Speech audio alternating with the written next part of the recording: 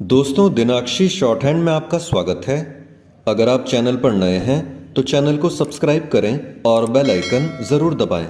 आज की निबंधमाला डिक्टेशन का यह 73वां दिन है। अगर आपको उस डिक्टेशन की एडवांस आउटलाइंस और वाक्यांश की आवश्यकता है तो आप हमारा पेड बैच ज्वाइन कर सकते हैं। हमारे पेड बैच में दी गई एडवांस आउटलाइंस और वाक्यांश की सहायता से आप शॉर्ट हैंड को 120 प्लस की गति में लिखने में सक्षम होंगे। इस बैच को ज्वाइन करने के लिए आप डिस्क्रिप्शन बॉक्स में दिए गए मोबाइल नंबर पर व्हाट्सएप कर सकते हैं। तो चलिए डिक्टेशन को स्टार्ट करते हैं। डिक्टेशन 5 सेकंड बाद स्टार्ट होगी। Ready, start. अटल बिहारी वाजपेयी का जन्म 25 दिसंबर 1924 को ग्वालियर में हुआ था।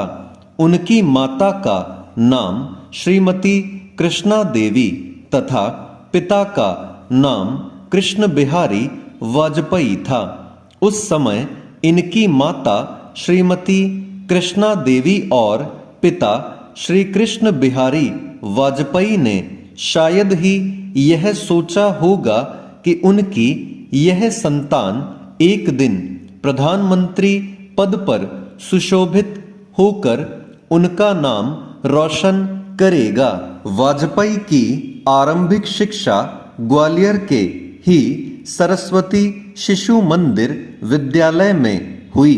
इसके बाद इन्होंने विक्टोरिया कॉलेज से स्नातक की परीक्षा उत्तीर्ण की और फिर कानपुर के दयानंद एंग्लो वैदिक कॉलेज से राजनीति विज्ञान में स्नातकोत्तर की उपाधि प्राप्त की। यद्यपि उन्होंने कानून की पढ़ाई भी की, परंतु किसी कारणवश वह इसे पूरा नहीं कर पाए। वाजपेयी जी अपने आरंभिक जीवन में ही राष्ट्रीय स्वयंसेवक संघ के सदस्य बन गए थे। उन्होंने आर्य कुमार सभा में भी सक्रिय भूमिका निभाई। यद्यपि भारतीय स्वतंत्रता संग्राम में वाजपेयी जी की सक्रिय भूमिका का उल्लेख नहीं मिलता है, तथापि वर्ष 1942 में उन्हें भारत छोड़ो आंदोलन के अंतर्गत जेल जाना पड़ा था। इसके बाद यह भारतीय जनसंघ के संस्थापक डॉक्टर श्यामा प्रसाद मुखर्जी के संपर्क में आए और शीघ्र ही अपनी प्रतिभा के बल पर उनके राजनीतिक सचिव बन गए।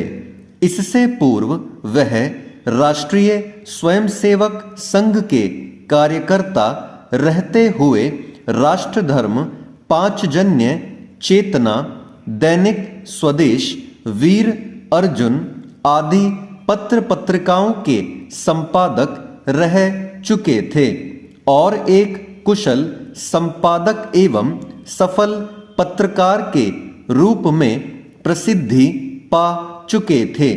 23 जून 1953 को डॉक्टर श्यामा प्रसाद मुखर्जी के आकस्मिक निधन के बाद भारतीय जनसंघ की अगुवाई का भार अटल जी पर आ पड़ा, जिसे उन्होंने भली भांति निभाया।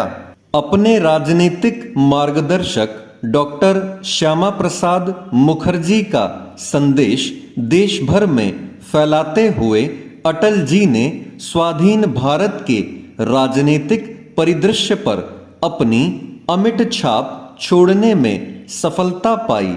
श्री अटल जी ने वर्ष 1955 में पहली बार लोकसभा का चुनाव लड़ा था। इस चुनाव में उन्हें हार का मुंह देखना पड़ा था, परंतु धीरे धीरे उनकी लोकप्रियता में वृद्धि होती गई, जिसका परिणाम यह हुआ कि वह 9 बार लोकसभा और 2 बार राज्यसभा के सदस्य चुने गए। वर्ष 1980 में भारतीय जनता पार्टी की स्थापना में भी श्री अटल बिहारी वाजपेयी ने मुख्य भूमिका निभाई। कवि हृदय होते हुए भी बेबाक बोलने का कौशल रखने वाले वाजपेयी जी ने लगभग 4 दशक से भी अधिक समय तक विपक्ष में रहते हुए सकारात्मक भूमिका निभाई और 3 बार प्रधानमंत्री पद के लिए चुने गए। यद्यपि यह वर्ष 1996 में पहली बार पर्याप्त समर्थन के अभाव में 13 दिन और दूसरी बार 13 महीने ही सरकार चला सके थे, परंतु वर्ष 1999 में तीसरी बार प्रधानमंत्री बनने के बाद वह पूरे 5 साल सफलतापूर्वक सरकार चलाने में सफल रहे। स्टॉप।